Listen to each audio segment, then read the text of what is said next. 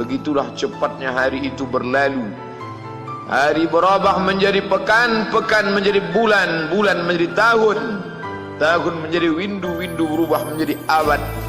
Yang mati hilang, yang dulu hidup kaya, hari ini hanya tinggal kenangan saja. Kemana mereka dulu yang hebat-hebat, bangsawan, para penguasa?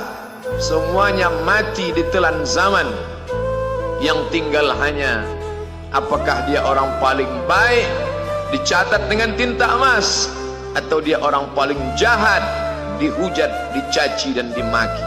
Harimau mati meninggalkan belang, gajah mati meninggalkan gading, manusia mati meninggalkan nama, nama yang baik atau nama yang buruk.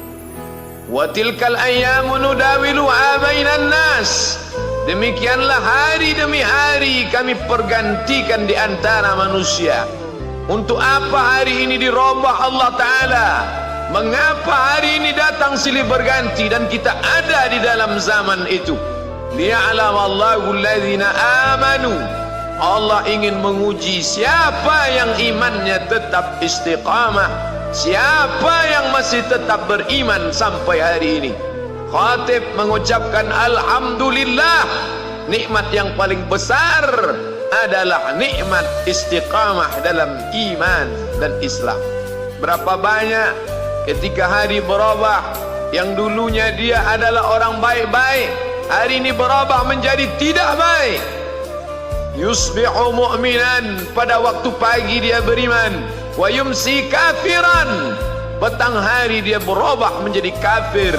Maka kita selalu meminta, ya muqallibal qulub, wahai engkau yang membolak-balikkan hati, tsabbit qulubana, kokohkan hati kami, ala dinik, dalam agamamu, wa ala ta'atik, dalam ketaatan kepadamu. Berapa banyak yang dulu susah melarat, miskin, untuk sesuap nasi pun sulit, tapi begitu dilapangkan Allah rezekinya, tidak menjadi hamba yang bersyukur.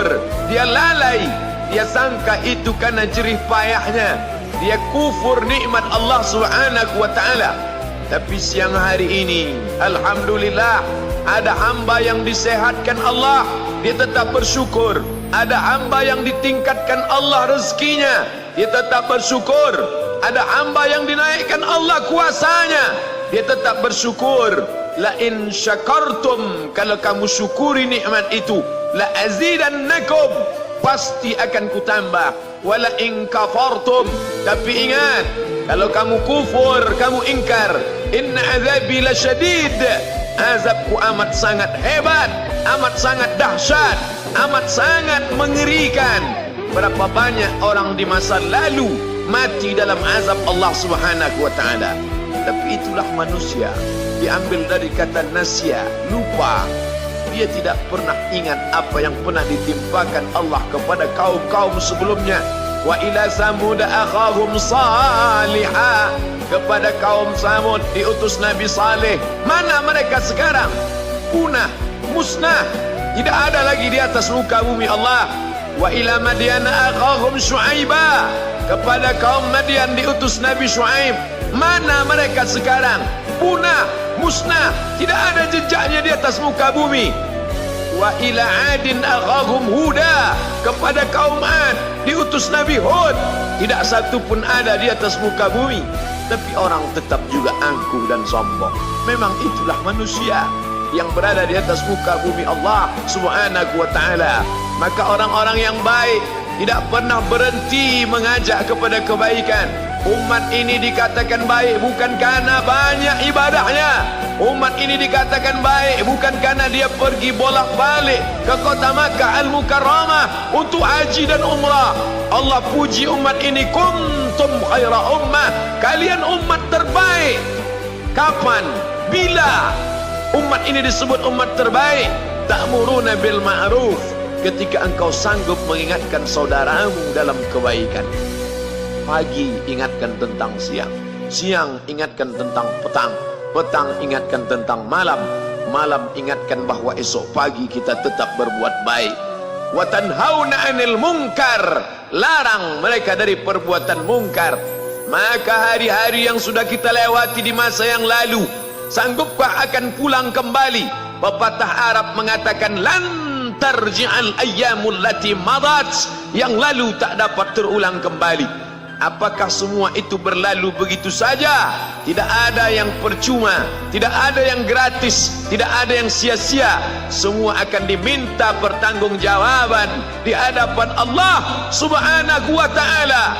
Sejak kita tegak di atas muka bumi ini, sejak kita diberikan nafas, diberikan hidup, diberikan nyawa, maka sejak itu kita ditanya, apa khalaqnakum abatha?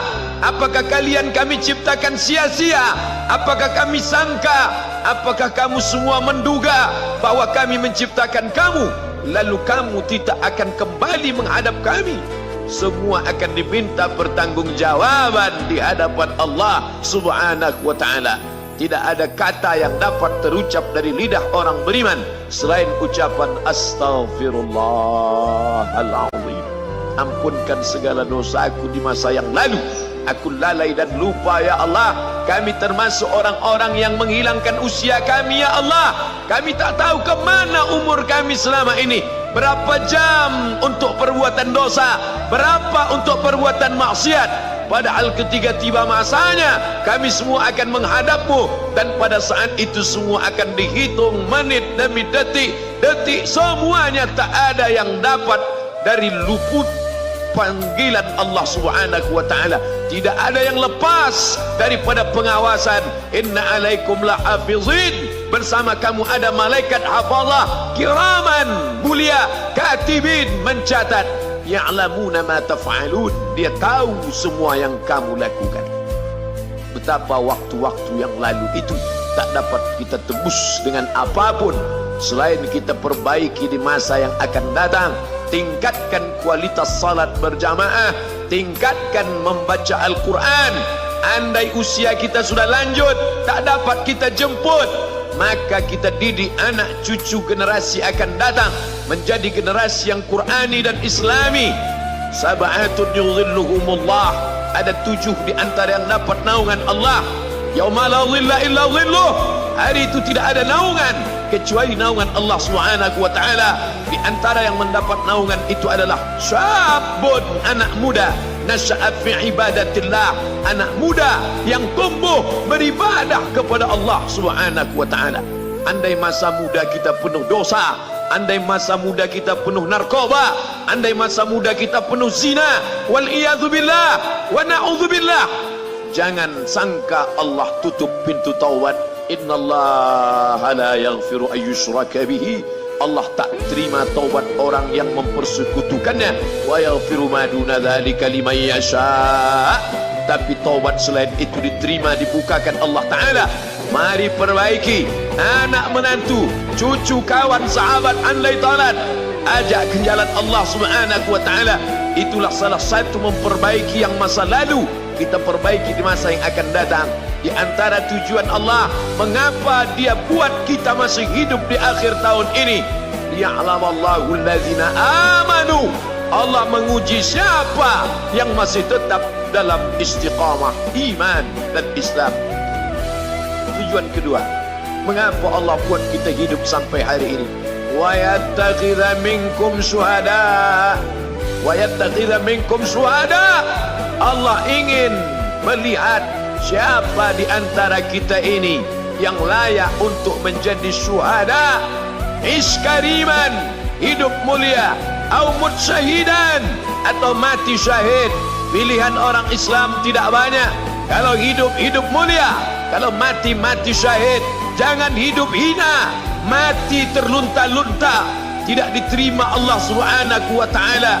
Hidup mulia atau mati syahid dipersaksikan oleh para malaikat. Man kharaja fi talabil ilmi, siapa yang keluar rumah dengan niat menuntut ilmu, fahuwa fi sabilillah, maka dia seperti orang yang berjihad fi sabilillah, yang jauh meninggalkan kampung halaman, menuntut ilmu di perantauan. Jangan kau sangka kau anak yang terbuang, engkau adalah seorang syahid. Andai mati dalam perjalanan, maka matimu adalah seorang yang mati syahid. Mencari rezeki yang halal, meninggalkan anak dan istri, demi untuk memberikan nafkah, menjaga diri dari riba, menjaga diri dari haram, menjaga diri dari syubhat. Ditinggalkan anak yang masih kecil, istri yang memerlukan kasih sayang. Kutinggalkan kalian bukan karena hawa nafsu, tapi ingin mencari yang halal.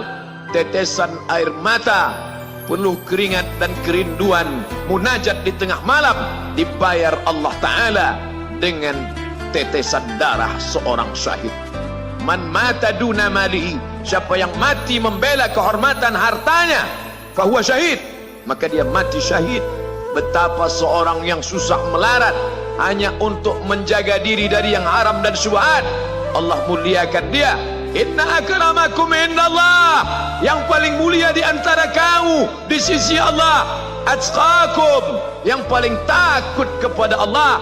Ramai kita di rumah Allah ini, yang paling kaya kah yang paling mulia? Tidak.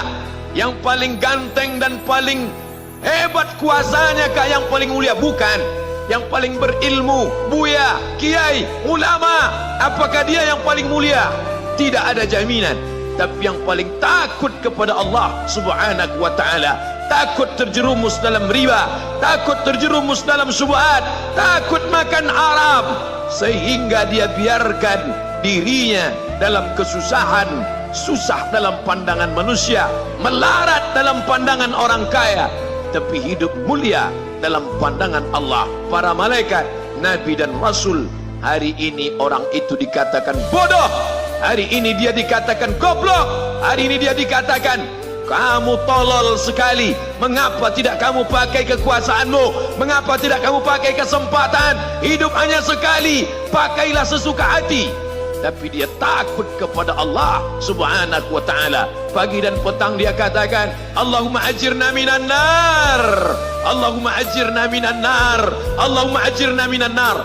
Selamatkan kami, aku, istriku, anakku, keluargaku dari api neraka ya Allah.